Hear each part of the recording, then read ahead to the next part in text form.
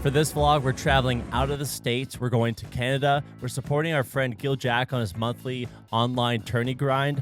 And we're going to buy into the 1-3 stakes for $400. The very first hand we're involved in, we get into a big pot. I don't even have my camera ready at this time. We looked at it pocket threes. All right, let me catch you up to speed. Under the gun raises to $10, and then middle position, myself in late position, and the button call. So there's $40 in the pot.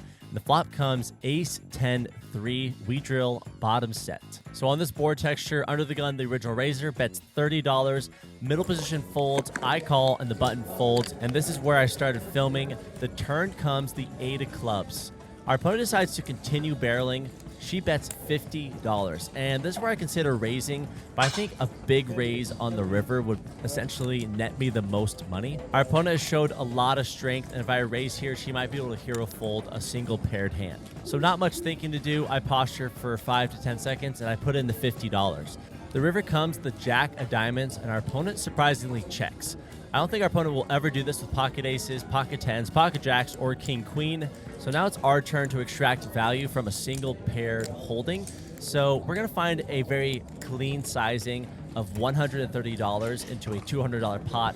She calls rather quickly, and we show, and she smirks and mucks. So we scoop our very first hand sitting down here in Canada. If you want to join me on the virtual felt, click the link in the bio and join the Cheddar Club. PLO, high stakes, low stakes, no limit hold'em, and tournaments all available. It's a lot of fun. Let them know that Funky Poker sent you.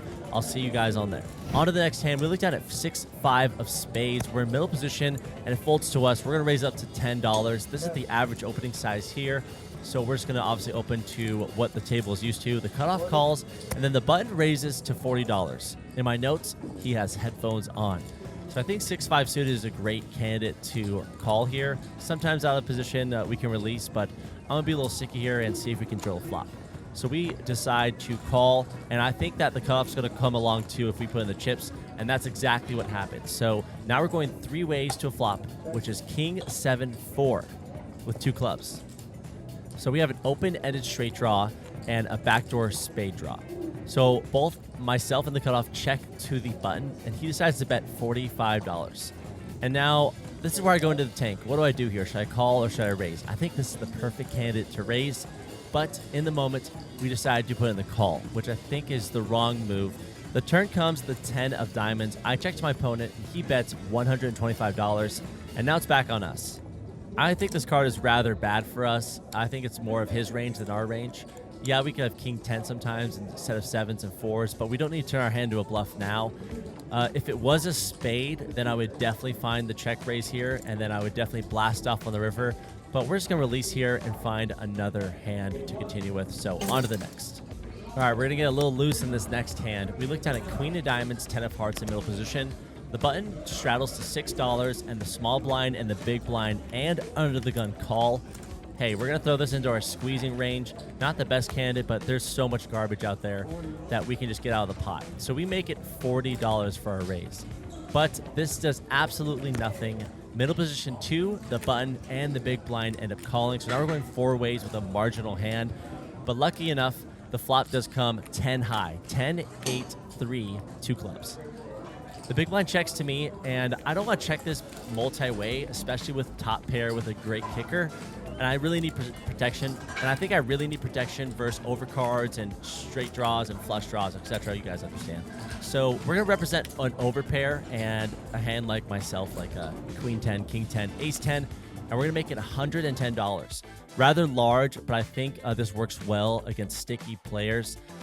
We are value owning ourselves versus king 10, ace 10, but I think that might be unlikely. So we place that chunky C-bet, and then middle position 2 decides to call for the rest of his stack, which is not a lot. It's only $65.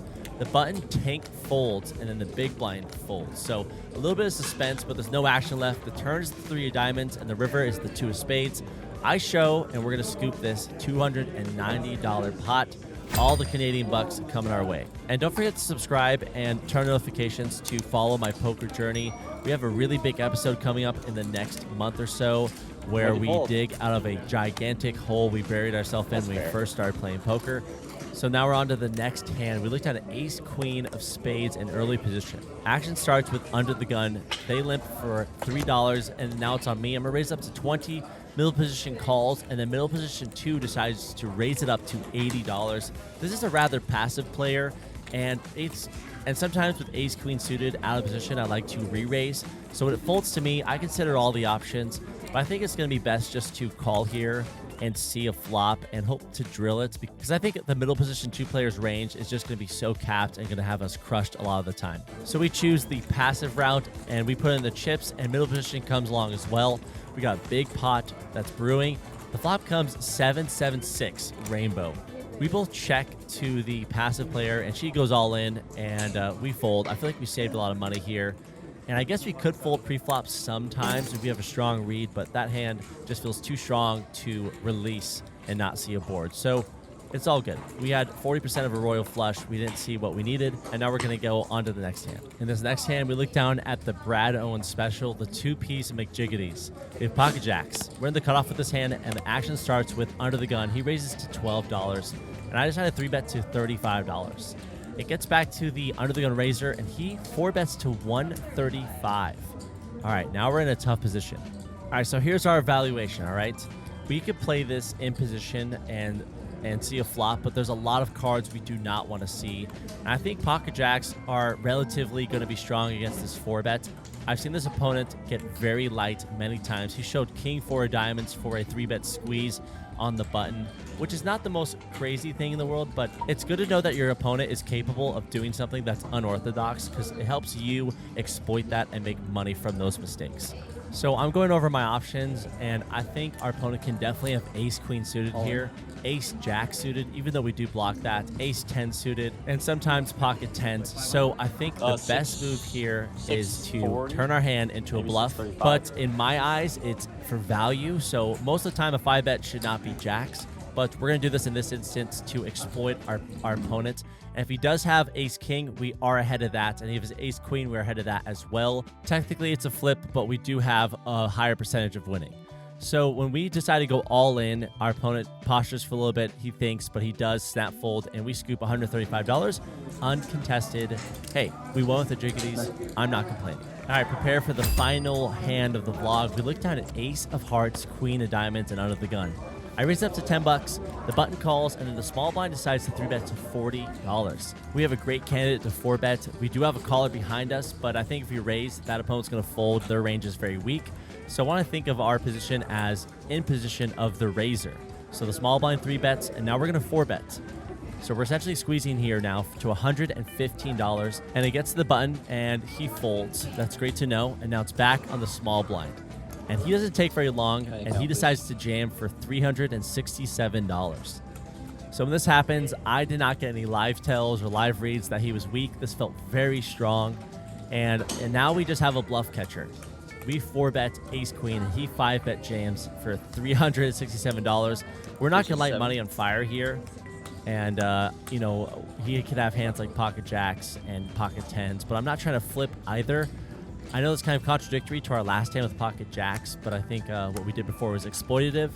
And I think it's super important to be able to fold too, because most of the time might be sticky here. This is my first time in Canada.